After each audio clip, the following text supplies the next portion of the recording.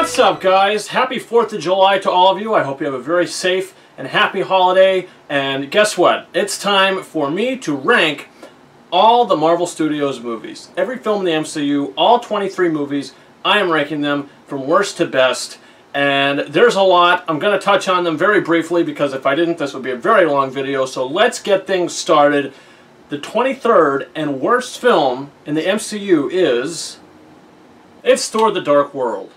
This is probably at the bottom of a lot of people's lists. I think Chris Hemsworth is great as Thor, and I think Tom Hiddleston is great as Loki, but, you know, Natalie Portman, she's kind of filling it in, kind of phoning it in, you know. I think the villain in the movie kind of is dull. I think the movie overall is just kind of dull and bland, and the climax of the movie isn't very memorable, so that's why it's in last place. So number 22 for me is probably another one that's kind of predictable. It's Iron Man 2. I loved Robert Downey Jr. as Tony Stark and Iron Man, but I just feel like overall the movie doesn't hold up to the first Iron Man. It's definitely not as good. Sam Rockwell's character, even though he's okay, what he overall does in the movie with Ivan Vanko in the movie, it's alright, but the Whiplash character is just not very much used to its full extent. So Iron Man 2, it's number 22 for me. Number 21, this might come to a somewhat surprise for some of you, it's Ant-Man and the Wasp. I actually really like this movie. The only honest to God, I don't think any of the MCU movies are bad. Even the last two I just mentioned, I think they're mediocre, and this movie's just a hair better than mediocre. I think it's a fun movie, it's an entertaining movie, but overall it's kind of forgettable. The climax of the movie is kind of forgettable, so that's why Ant-Man and the Wasp is number 21 for me. So moving on to number 20, it's The Incredible Hulk with Edward Norton. This is actually a pretty good movie, I think. I think Edward Norton is very good as Bruce Banner, and the Hulk, the CG is good. I think the fight at the end with the Abomination is good. Tim Roth in the movie, I actually really like that character. Even Liv Tyler, I like the romance, but overall, compared to all these other movies, it's just not as good or memorable. But this movie does have a great score by... I can't think of the composer's name right now, but he did a phenomenal score for this movie. The soundtrack is great. So moving on to number 19, we have Iron Man 3.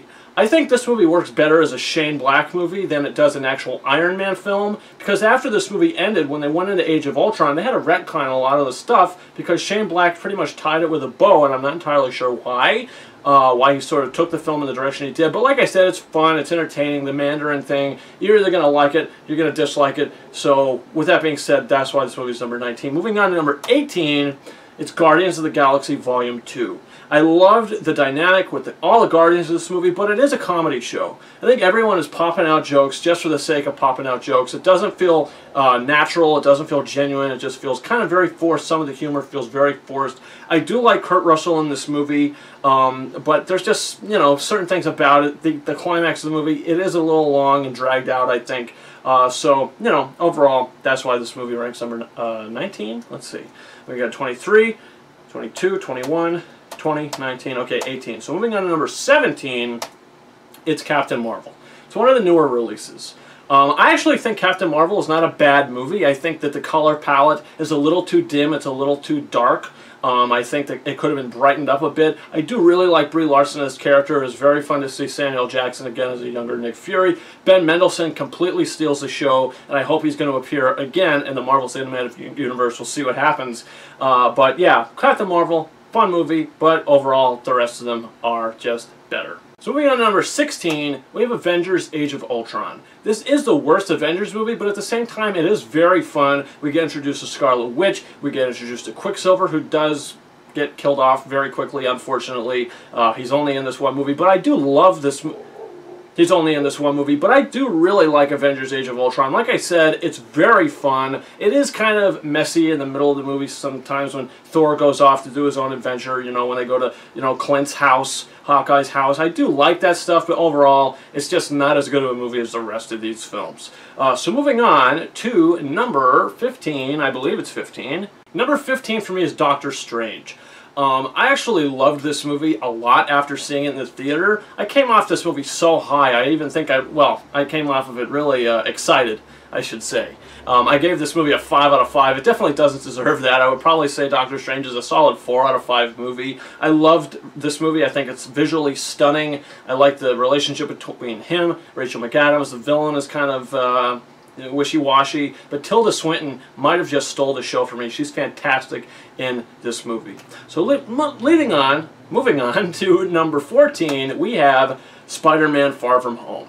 This is the newest release. My review for this is up on this channel now, my non-spoiler review. If you're interested, you can check out my spoiler review, which is probably going to go up on Sunday, so you can check that out as well if you want my spoiler thoughts on the movie. But I just had a lot of fun with this. Do I think that it's one of my favorite films in the MCU? No, I mean, clearly not. It ranks at number 14, but I do really enjoy 14. Yeah, 14. I do really enjoy it. I think it's fun. I'm very excited to see it again. Tom Holland is great as Spider-Man, and Jake Gyllenhaal gives a great performance. Mysterio is very fun to watch. There's just certain things that happen in the movie that I don't want to give away. They didn't work for me 100%. Even though I didn't like them, they didn't hit home as hard as they probably should have. So moving on to number 13, we have Captain America, the Winter Soldier. That's right, it doesn't even crack my top 10. If you want my full review on this film, it is up on my channel now. I kind of give my in-depth thoughts on why I feel about this movie the way I do. I actually really enjoy it, but there are certain things in this movie that bug me and stick out like a sore thumb. And I'm not going to talk about that here, so if you're interested in that, that is up on this channel now in my MCU playlist of reviews, so you can check that out. So moving on to number 12, we have Captain America the First Avenger. I actually do like this movie better than The Winter Soldier. It's a great origin story for Captain America. The Red Skull isn't that great of a villain, I don't think, but everything with Peggy Carter, you really buy that relationship. We have Tommy Lee Jones in this movie, Sebastian Stan. It all really works for me with a great score from Alan Silvestri.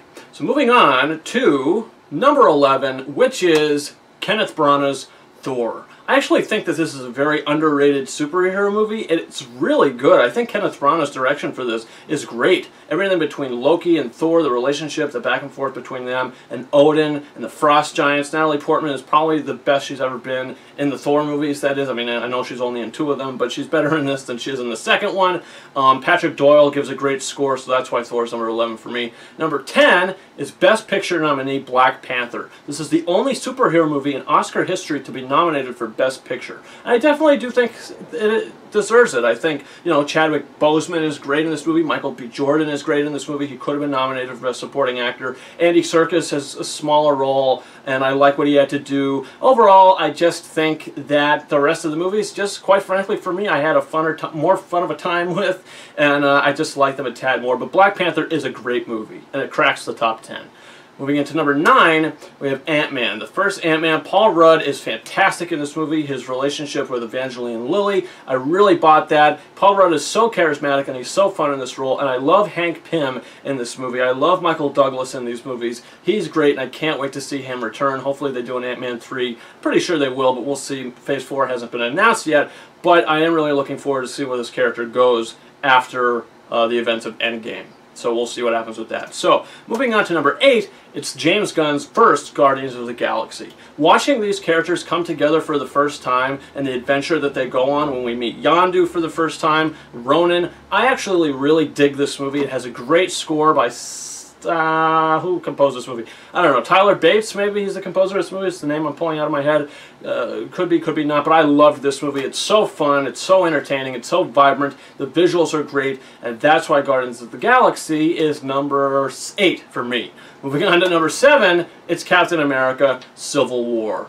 I just rewatched this movie yesterday, and it is still very compelling. It's just the big thing about this movie that doesn't work for me is the villain, the Zemo character. I feel like you could have had the same conflict with all these characters, and Zemo didn't have to be in the movie because it gets kind of convoluted with him and his storyline. Other than that, this is a great movie, great score, great performances by Robert Downey Jr. and Chris Evans.